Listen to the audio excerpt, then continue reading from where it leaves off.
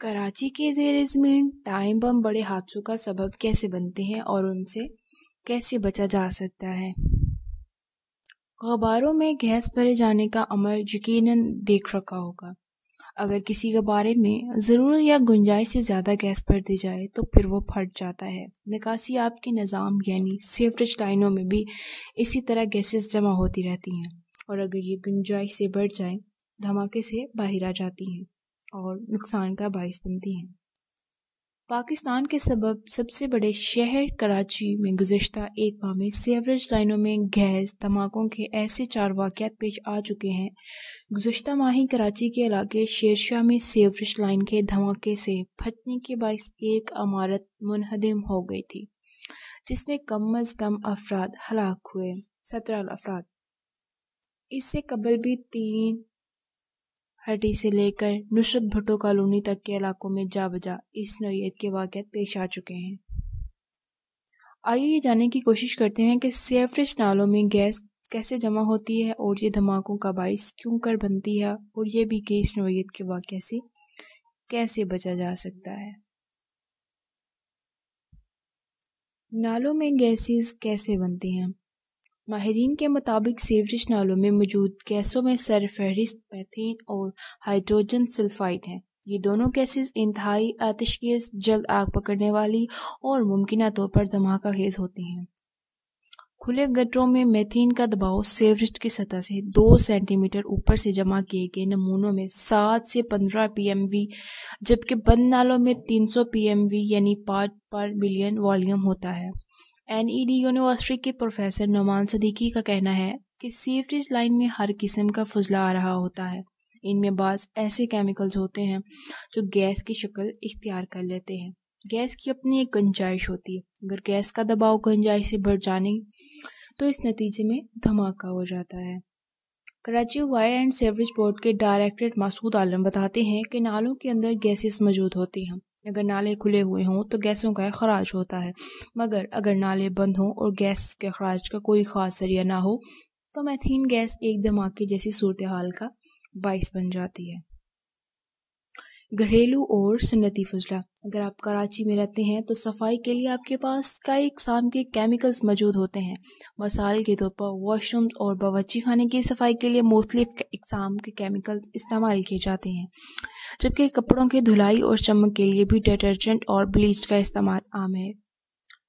کئی علاقوں میں گھریلو اور چھوٹی صنعتوں کا فضلہ بھی ان سیوریج لائنز میں مشتمل ہو جاتا ہے، جو اپنے ساتھ کیمیکلز لے کر آتا ہے، اور یہ زیر زمین سیوریج لائن ایک لیبارٹری کی سی صورت اختیار کر جاتی ہے، جس میں کیمیکلز شامل ہو کر ایک ٹائم ہم جیسی شکل اختیار کر لیتے ہیں، اور ایک دن ایسا آتا ہے کہ لائن دھماکے سے پھٹ جاتی ہے۔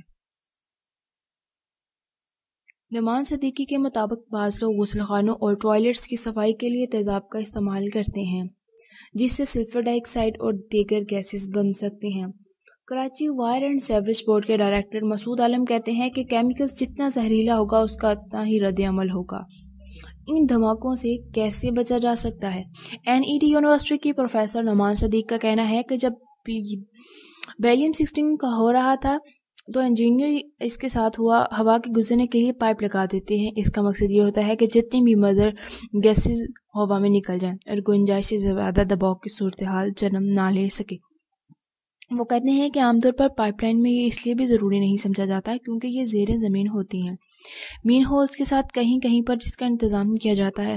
اس سے فائدہ یہ ہوتا ہے کہ جو گیس پیدا ہو رہی ہوتی ہے وہ ہوا میں تحلیل ہو جاتی ہے اور اس سے دھماکے یا حادثہ نہیں ہوتا۔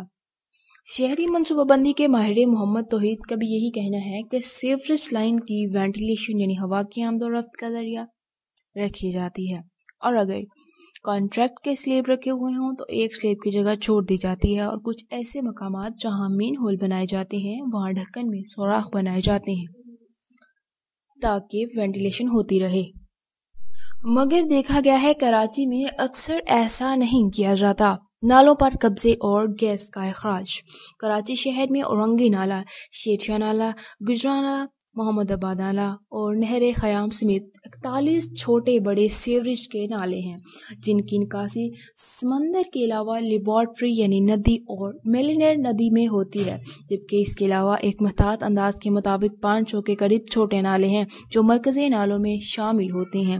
NED یونیورسٹی کے پروفیسر نعمان صدیق کا کہنا ہے کہ نالوں کی گزرگاہیں وقت کے ساتھ قانونی اور غیر قانونی تجاوزات کی وجہ سے سکڑ گئی ہیں۔ ان کے علاوہ ہر 6 ماہ کے بعد نالوں کی مرحلہ وار صفائی کا سلسلہ اب تقریباً ختم ہو گیا ہے۔ شہری منصوبہ بندی کے ماہر محمد توحید بتاتے ہیں کہ نالوں پر ہر مرحلے میں سافٹ انکرچمنٹ یعنی چھوٹی تجاوزات ہوتی ہیں، اس کے بعد وہ مستقل تجاوزات میں بدلتی ہیں اور اگر حکام ایکشن نہ لیں تو بالآخر وہ کنکریٹ کی شکل اختیار کر لیتی ہیں۔ آن لائن آپریشن اور بحالی کا کام وقت کے ساتھ نہیں ہوتا، یعنی سال میں کم از کم بھی 4 بار کھول کر صفائی ضروری ہے، مگر اس جانب توجہ ہی نہیں دی جاتی۔ یاد رہے کہ سپریم کورٹ کے احکامات پر گجرانوالہ اور محمود آباد نالہ سے غیر قانونی تجاوزات ہٹائی گئی ہیں، جبکہ ایسے کئی نالے ہیں جو اس وقت عمارتوں اور مارکیٹوں کے نیچے سے گزر رہے ہیں۔ محمد توحید کے مطابق واٹر اینڈ سیوریج بورڈ اگر آپریشن اور مینٹیننس درست انداز میں کرے تو یہ اتنا مشکل کام نہیں۔ گراؤنڈ پر مشکلات ضرور ہوں گی مگر وہ ہر کام میں ہوتی رہے۔ Karachi water and sewerage board کے ڈائریکٹر مسعود عالم تسلیم کرتے ہیں کہ نالوں پر قبضے بھی ہیں اور کہیں پر دکانیں اور عمارتیں بھی بنا دی گئی ہیں جس کی وجہ سے صفائی نہیں ہو پاتی۔ دوسری جانب کراچی میں گیس کے باعث ہونے والے دھماکوں کی تحقیقات کو سنجیدگی سے نہیں لیا جاتا۔ شیشہ دھماکے میں انسانی جانوں کا ضیاع ہوا اور وزیر اعلیٰ نے تحقیقات کا حکم بھی جاری کیا، تاہم تاحال یہ رپورٹ منظر عام پر نہیں آئی۔ محمد توحید کے مطابق بدقسمتی سے ان عملوں کی زیادہ اہمیت دی جاتی ہے۔ اس نوعیت کے کسی بھی بڑے حادثے کے بعد ادارے چند روز کے لیے فعال ہوتے ہیں لیکن اس کا مستقل حل تلاش نہیں کیا جاتا۔